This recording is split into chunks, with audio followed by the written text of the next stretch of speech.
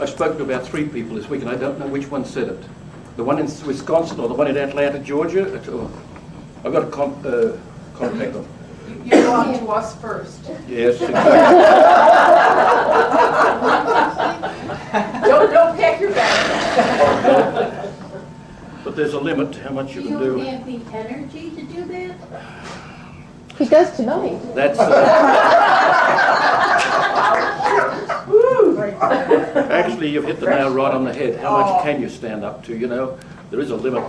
I have to go every year to Washington for the Academy of Sciences, which I'm the vice president of that, and then I have to.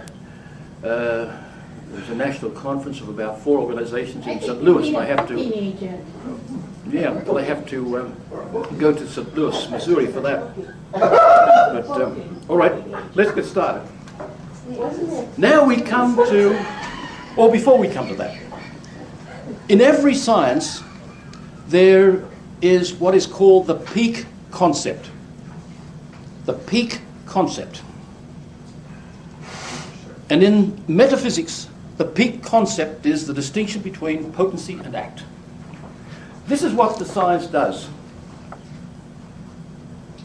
It analyzes till you get the peak concept.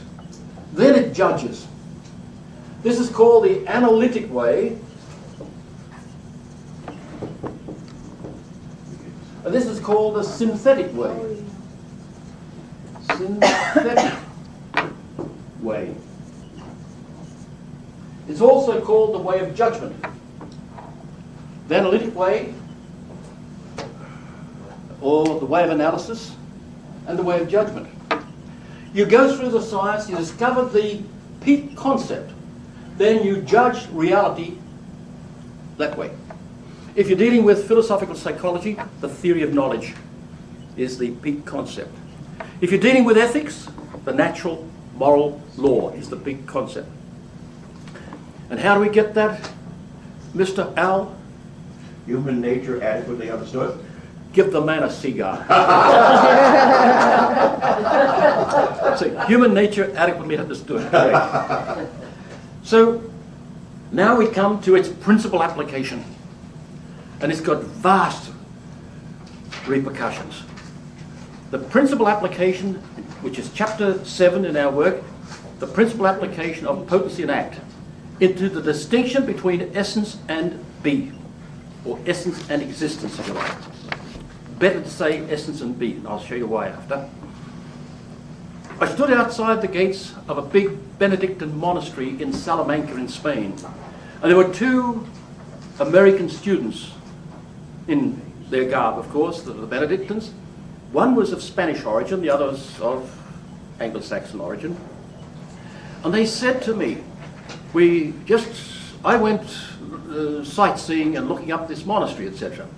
And they stood at the gates. They didn't invite me in, which I found rather odd. However, they wanted to pick my mind and wrote to me later, when I got back to Australia. Can you prove the distinction between essence and be? Yes, you can. Anyway, that's another question. They said it's of tremendous importance. The distinction between what a thing is and whether it is. What and whether. So that's what we're going to deal with now. It's so obvious, the distinction. They knew there was a distinction, or they knew it, but how can we set up a proof for that? That was their problem. I haven't even done it myself in this work, in a way, yet in a way I did.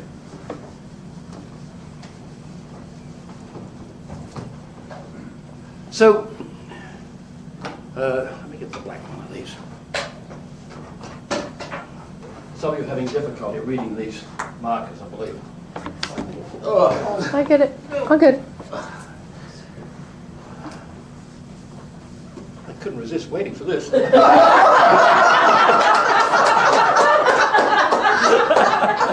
could have got it myself.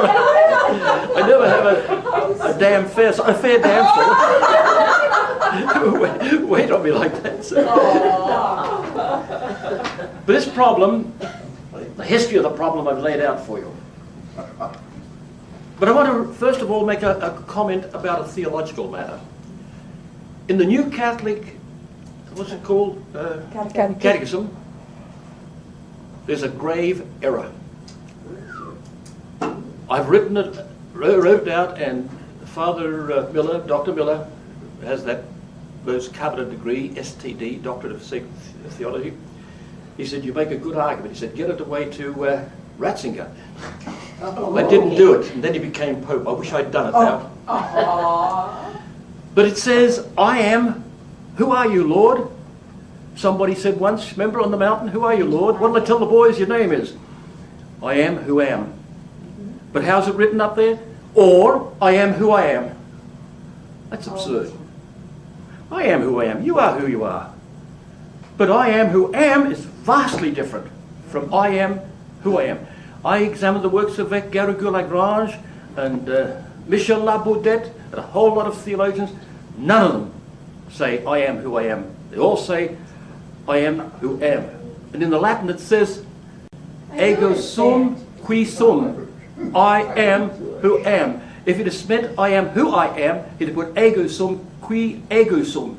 But he didn't say that. In the Latin, I have a big Latin Bible at home and it says I am who am. In other words, am is my name. I'm very be itself, the source of all existence. I don't have my existence, I am existence. That's what he's saying. Vast distinction. The point that I'm trying to make here is what, this names what a thing is. This names whether it is. Now, for instance, the B names whether it is. The essence, or it's sometimes called the being. You can call it a number of things. The form, etc. But the essence is the nature of a thing, what it is. The B says whether it is. Now, I'll give you a nature. A rational animal with 6 legs. There's a nature. But do they exist? I don't know. I doubt it. Recently there was one that was in the news a couple of weeks ago, wasn't it? There was a boy born, where was it? Italy, wasn't it somewhere? Had 4 legs. They removed 2 of them successfully. Well, that's the what? That's the essence. Although strictly that's not quite the essence. That name's accidentals, 4 legs. The 4-ness of the legs really is accidental to man. It's like saying whether he's black or white, or whether he's born in Australia or Canada, or whether he speaks French or speaks English. They're all accidentals. But the very essence of man is a rational animal. An animal who is rational. And the B says whether it exists or not. So that essence has, it can be, say, let's say rational animal, 4-legged. It has imagined B, imaginary B, has real B. Has it got possible B? Yes, it's got possible B. See where the potency and act comes in? They're all possible. 4-legged. We do know now it is possible because there was one born with 4 legs. Well, I've seen in the places in Canada can never think what they call them in English. Sounds rude in French. Let's hear it. Piscine. That's the piscatology, means fish hatchery. A fish hatchery, and they have their 2-headed fish. I've seen them there, up in the Gatineau Hills, etc. But it can have imaginary big, but a real big, possibly. Potency, act. How do we know it's potential? Because it's got all these possible B's. Now, but let's say the what here is, let's say man. Man, we know, has form and matter. Form which makes him be man, that's not the shape, remember. The form is whatever inner thing makes it be what it is. The inside fixer that fixes that matter to be man, be dog, be cow, be horse, be a tree. So we talk about man. He says he's got the form of man and matter. Matter cannot exist by itself. Impossible. Because if it did, it'd have some form. There's no such thing as just matter. The scientists always speak of matter, but what they mean really is form and matter.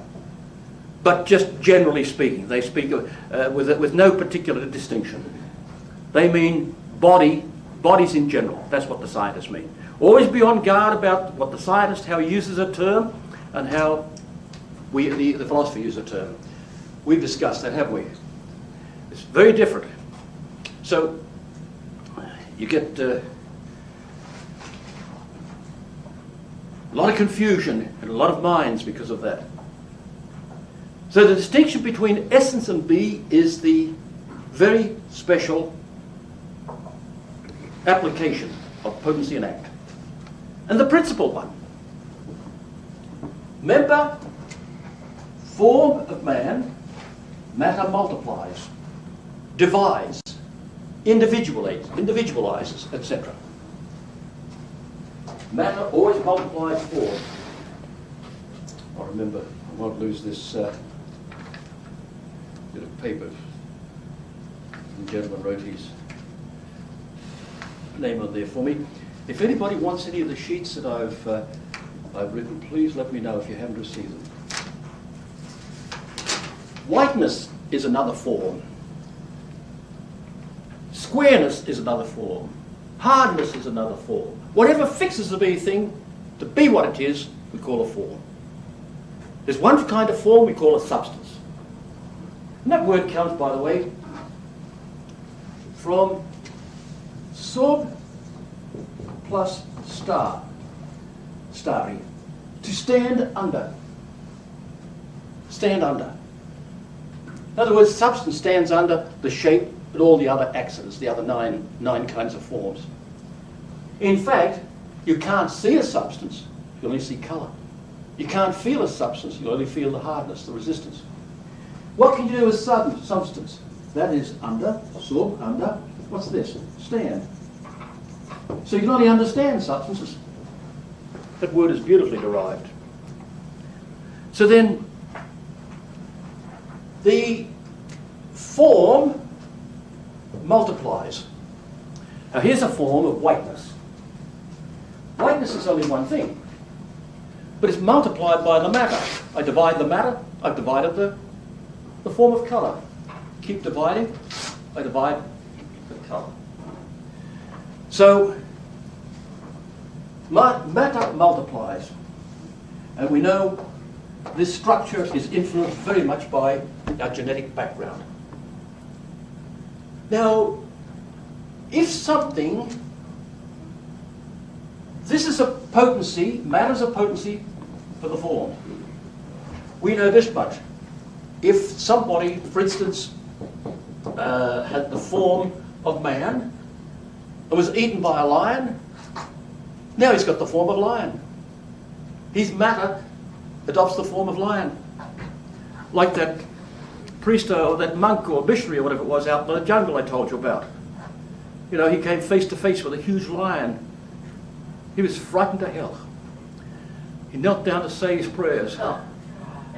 And he prayed and prayed and prayed, and he thought, that's funny, nothing's happened. So one eye. He looked at the lion. The lion's down there praying too. He said, thank you, Lord. Thank you for saving me. The lion said, can't you shut up? You can see I'm saying grace before meals. So,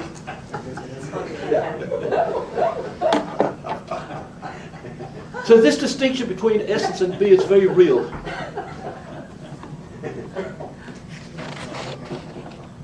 And I want to show you a tree, for instance. A tree doesn't have its be in it. Because why? It can be, and it can be not. We know that. My mind always runs towards Buckingham Palace. Somebody with me walked out, it's a big circuit there. And somebody walked out and a taxi came hurtling towards me. I thought, oh my God, I could see, I thought it was going to be a terrible accident. And, you know, the taxi driver's, which way is he going to run, etc. It was my wife. And she was terrified for a second. She knew she didn't have B automatically, that you can lose it. We know we can lose our B. So our B is not identified with us We know we can be and we can be not. We know that. We can be and we can be not. And a tree, it didn't exist once. So be is not in its nature, it's something added to its nature. And we know we can chop it down and destroy the tree. Be is not in its nature. So, supposing we had some being that had form, but no matter.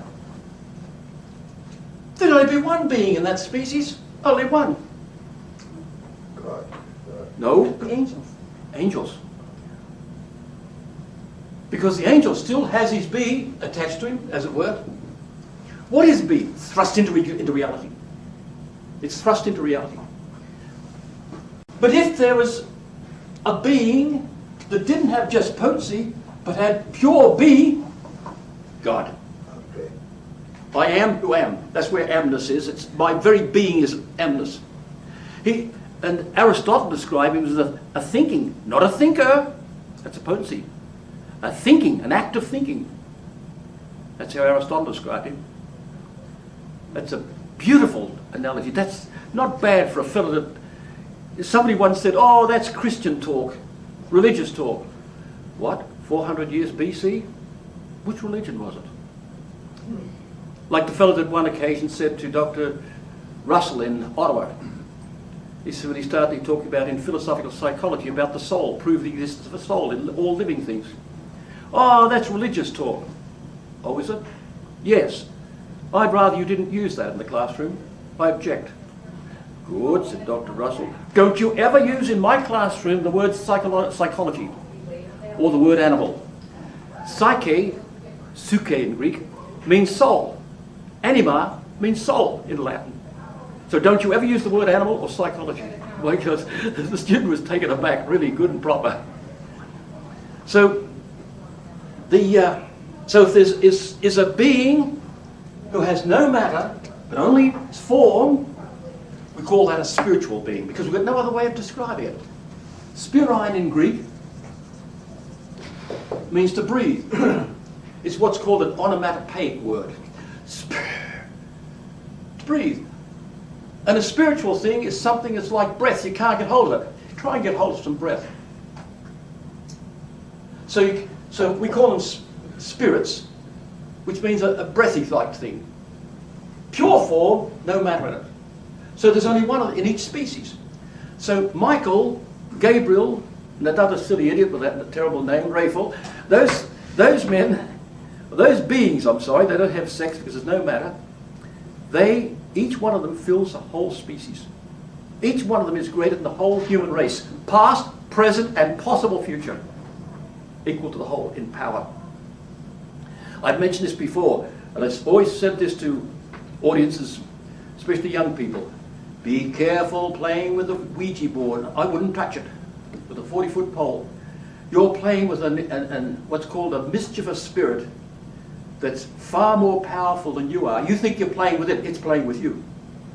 I think I told you what happened in Fort Erie. Did I mention this? I might have mentioned it in the past. Father Gruner's, one of his secretaries, said to me on the phone that a girl would never go down to the basement of their home. Mother got curious and started to realize what the girl was doing. And one day she said, come on, you're coming down to the basement with me. The girl said she didn't want to. So when they went down the stairs, the girl pointed to a Ouija board and said, look, it's doing it again. The needle's going round. Nobody moving it, just going round. So we've got to be very careful playing with intelligences that are far superior to ours, infinitely above ours, the lowest angels. But how would you identify that? A Ouija board as being what you're saying it is. Well, if Why you're couldn't it be a checkerboard? You know what I mean? Yeah, it could be, I suppose. But the simple thing is, it's actually doing it. That's the only explanation that we can find. I mean, if there's another explanation, I'll be very happy to hear it, but it's the only explanation we can find. Its intent is to communicate with Yeah, spirit. that's the intent, Yeah, you're quite it's right. purpose. Yes, that's very The well put. intent of whom?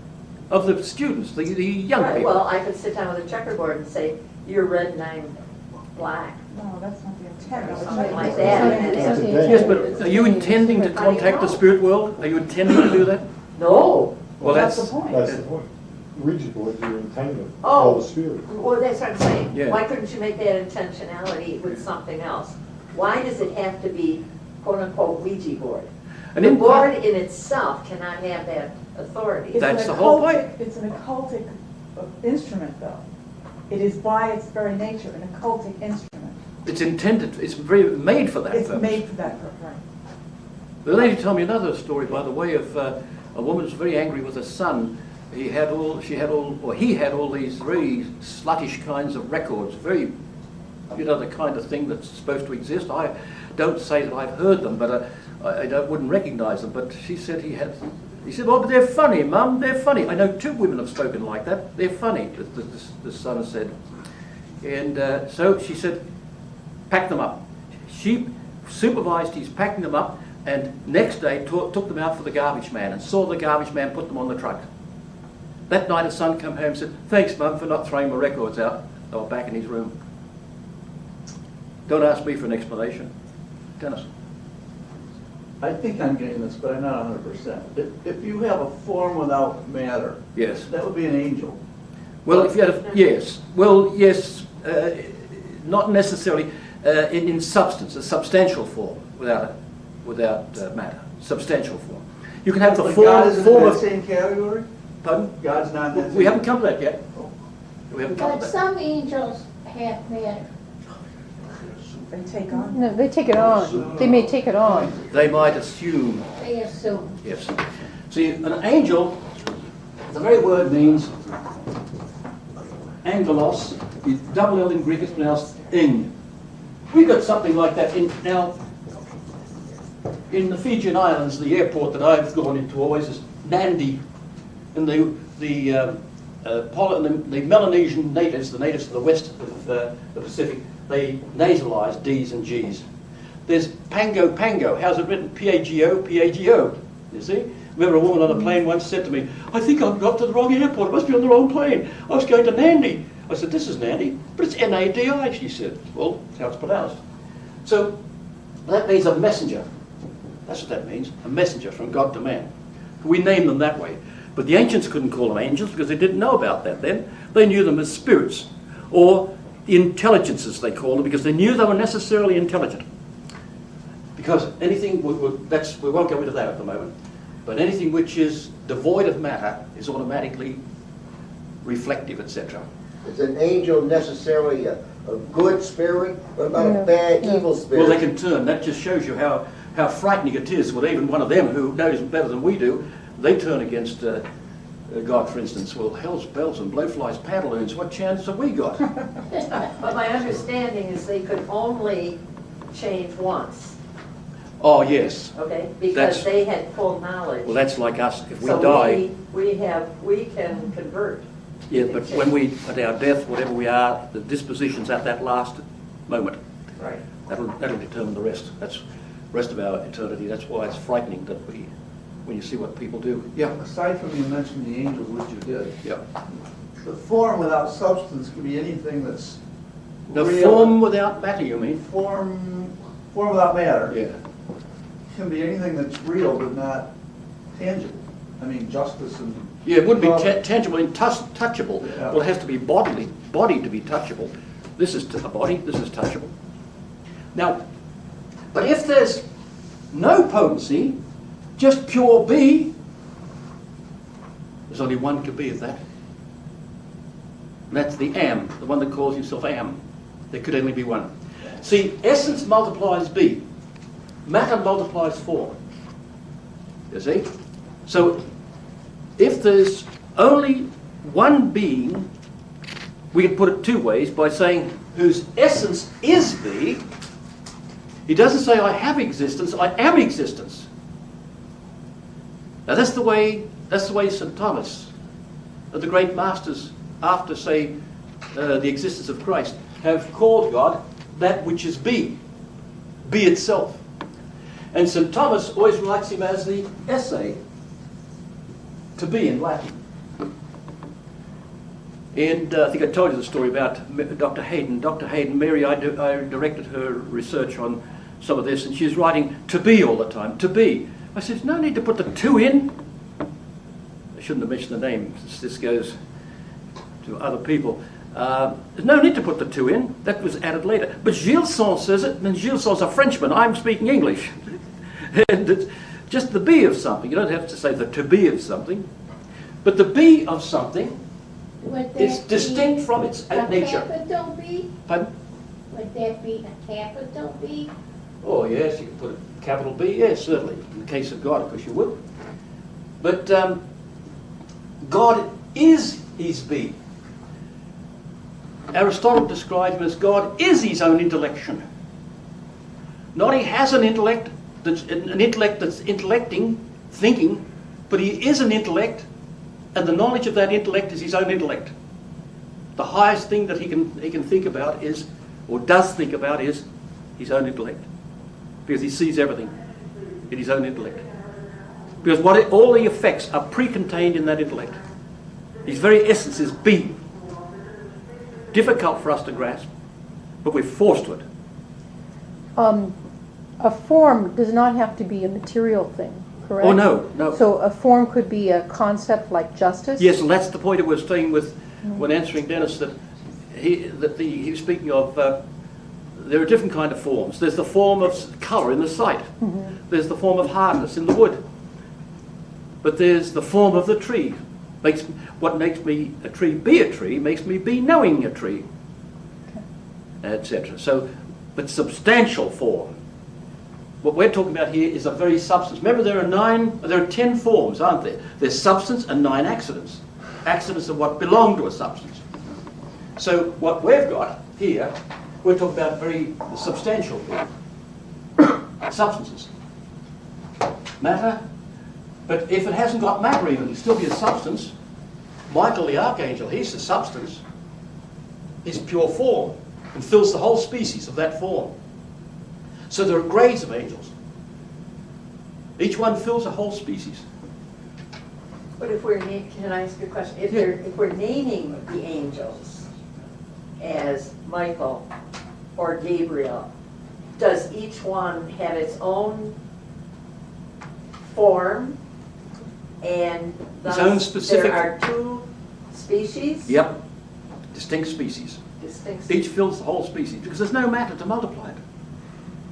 That's difficult. And that's what a student asked me once and fought me in the classroom over this. How can we be sure there are not many gods? Well, what's your principle of distinction? Where do you get the man-inness from? We're thinking as humans. That's our trouble. And that's what we have to transcend. Transcend means climb beyond, of course. So essence and be is the great, and I've written the history, the great application of those things. So Is what be a noun or a verb? It's a verb. That's why so many men translate essay as being. It's wrong. And I had to tell the students, cross out the ing. When I did that in the classroom, in that beautiful little work, The Pocket Aquinas, Vernon Burke, who was a lovely, lovely gentleman who at St. Louis University, and he translated this, and I refrained from saying to him, you know, I wish you'd retranslate those darn works, but they had being everywhere. And I can show you the text that he translated in that little book, The Pocket Aquinas. It's a beautiful little work, and I used it often as a textbook. And he translated essay. I'd have to go to the Latin to try and understand what he wrote in English. That's what it amounts to. He'd write being instead of be. But if you say be, that's a verb. You see, that was a good question, by the way. It's not the noun that's a being. That's the trouble with the verb, the name being. It has 2 meanings. It can mean a thing, or it can mean doing the act of be. So what we're doing here, this is be. And it's not something attached to it. I mentioned about my friend John Whitty was waiting on a cold night, and he said that was when he first realised what the concept of be is. It's a cold night in Sydney, wet, damp, and he's waiting at a bus shelter, and he keeps looking down the darkened road. I wish that bus had come. Suddenly it came round the corner. He said, I saw the lights of the bus light up. Then I knew what coming into existence meant. That thrust into reality. It's very difficult. Philosophers have argued over that. Regis and Gilson argued over that. Be. What is be? Can we have a concept of be? can, through essence, we know be. So on page 32, we've got at the top there, water can be hot, can be not hot. In other words, cold. It's potential towards both. Water, in other words, water can be hot and does be hot. Can be hot and does be hot. We're distinguishing those two. So hotness is not in its nature, because if it was, it would never be without the hotness. Wherever you found water, you find hotness. That's one of the arguments for this, that man is composed of two principles, matter and form. Because if Susan had within her nature the form of the bee, rather, wherever you found man, you'd find Susan. If man and this man, I should be saying woman, woe to man, that's what that's an abbreviation for.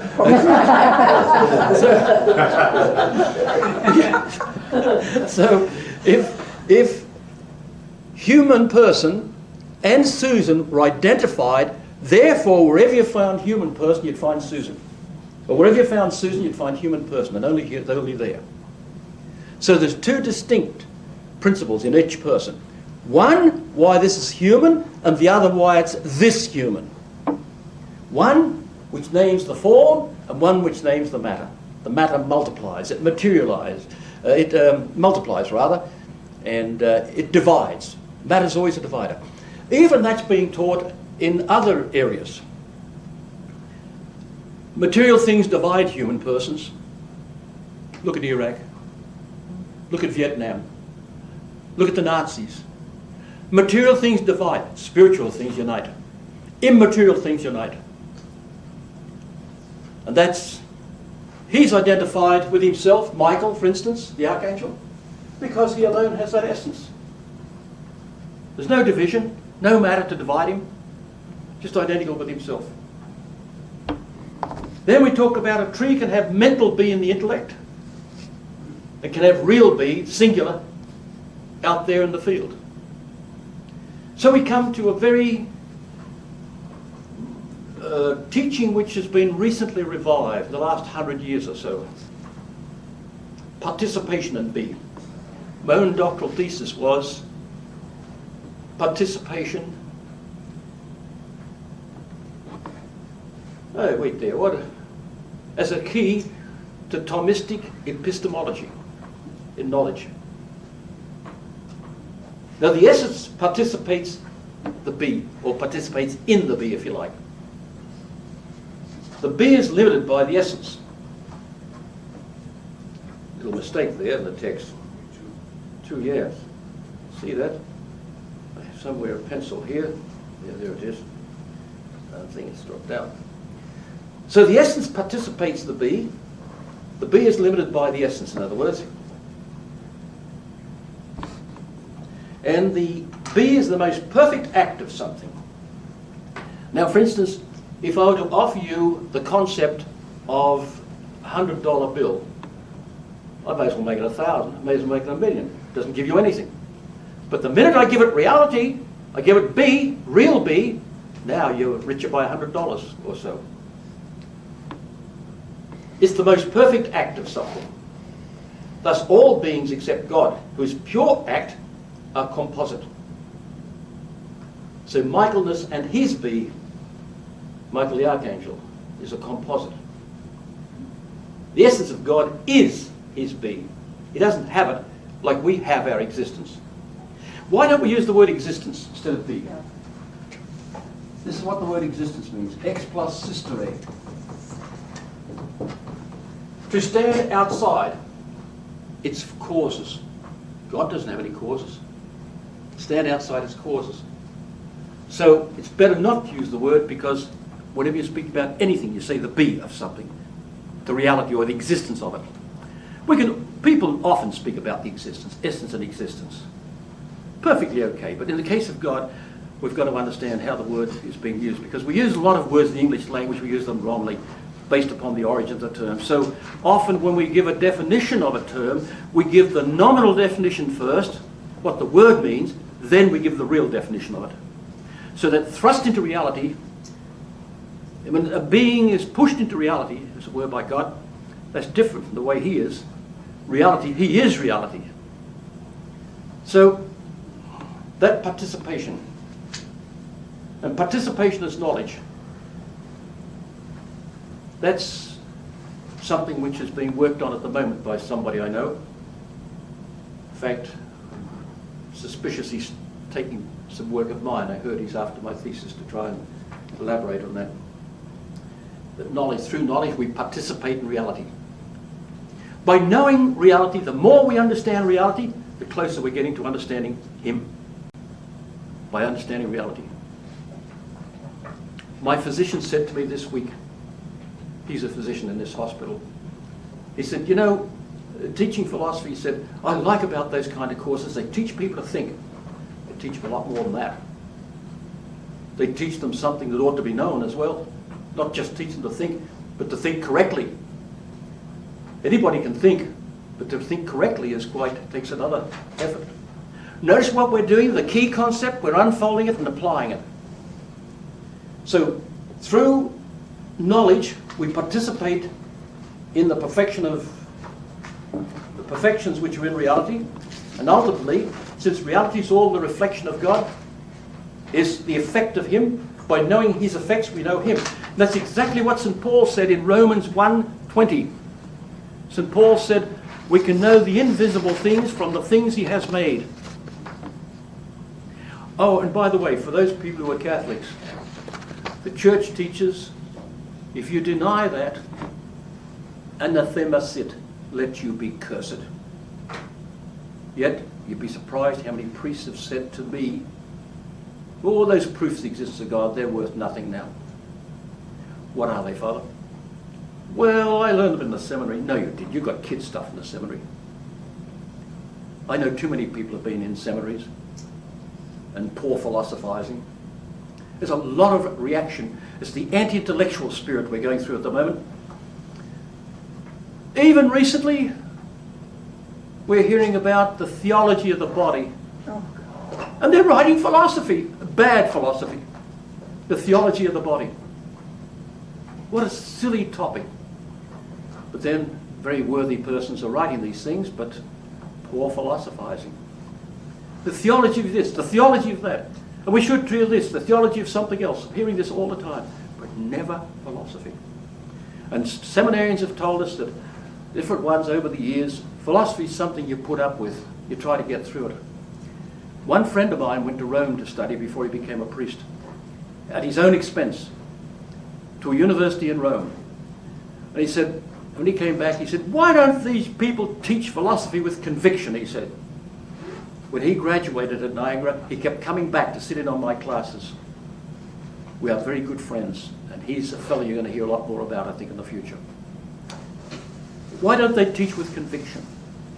They don't know the stuff. That's the problem. One classmate of mine came to me and said, are those proofs of the existence of God still valid? You betcha they are. Yes, I said. So on page 33,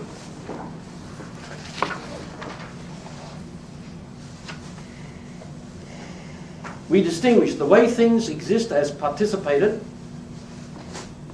and the way we know it, that is from knowledge of their contingencies.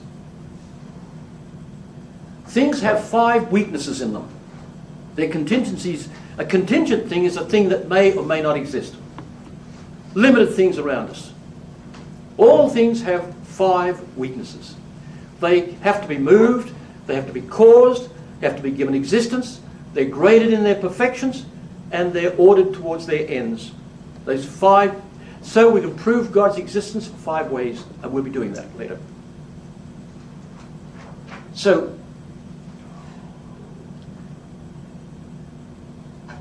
I won't say too much about that. But we do know things about through participation in the reality around us. We know something of him because these are his effects. Just as Robinson Crusoe saw a footprint in the sand and he concluded there was a man here. So we can conclude, oh, it's a God been here. But we've got to know how to do it. And if you could see the way it's done in some books, see the way atheists write, hold the proofs up to ridicule. Not a word about potency and act, yet it's the heart of the whole proofs. Not a word about potency and act. And we'll see that. We'll be doing them in detail. And note what we're doing, we're arguing this way. I know that chocolate's good. God's good too. His goodness is not the goodness of chocolate. It's like the goodness of chocolate. It's more than the goodness of chocolate. Likey, naughty, mori. That's a way of remembering it. Likey, naughty, mori. I think I mentioned that in a seminary, a young man was having some students were having an argument. And one of my ex-students suddenly remembered. He solved the argument by, oh yeah, likey, naughty, mori. And he wrote me a letter, told me how excited he was, brought up the class. I said, what the hell language are you speaking? Likey, naughty, mori. But the goodness of God, say chocolate, we can argue back to his a pure good, as Plato called him.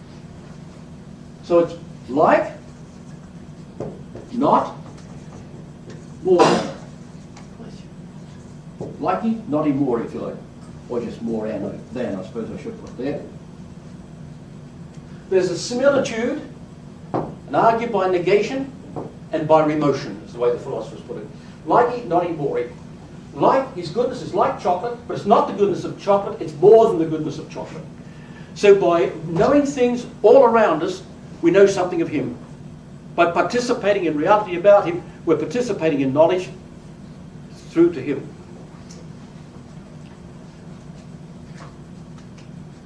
So, there's a similitude, there's an analogy. We also say this is analogy. In other words, analogy means there's a likeness but a greater unlikeness. There's a likeness but a greater unlikeness. So, I was about to start essentialism and existentialism. I want to say a thing or two of that before we get on to these other matters. We're going to start the transcendentals very shortly. So, time's up, unfortunately. And there's some exciting stuff ahead of us. Dr. Waters, would you repeat, the first argument is by analogy or similitude, and the second is by negation, and the third? Argument, you mean this likeness? Likeness. Comparison, say comparison. Yep. First is by observing similitude, the likeness? Yes, the similitude, And then negation, and by remotion. Remotion. It's usually called remotion, yes. Remotion, okay. Yeah. Another way it's put is causality,